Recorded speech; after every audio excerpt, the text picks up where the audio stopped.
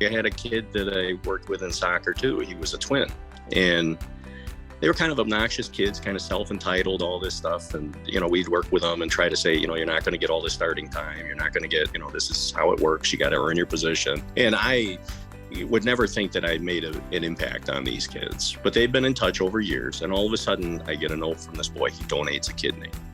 Out of the blue, he went and did this match, found that he could be a match for a guy in another state. They flew him out there. He donated a kidney. I'm like, wow. That's amazing. That is an amazing story. And he writes me back saying, I probably never would have been here had it not been for you. You taught me so much about giving to others that it changed my life. And you're thinking, again, that presence, I never saw that, but he was taking it in all the time. And I think the same thing with like these foster kids. They come in, they have all these shields and stuff, but they're always observing. How is he reacting to this?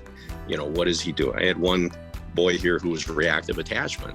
He would destroy property. It was awful.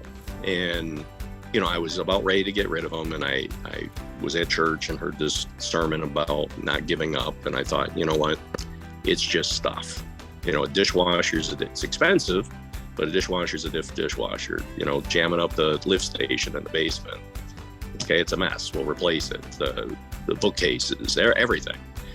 But eventually, that kid stayed with me all the way up through he was 18, and then left. But he still considers this like his home. He still calls me dad. He still contacts me for things.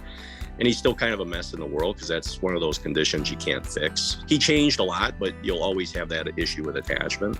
And it's something he'll struggle with his whole life. But that he knew that I wasn't another person who just got rid of him or moved him on because he affected that himself. He made that happen. I just didn't give up.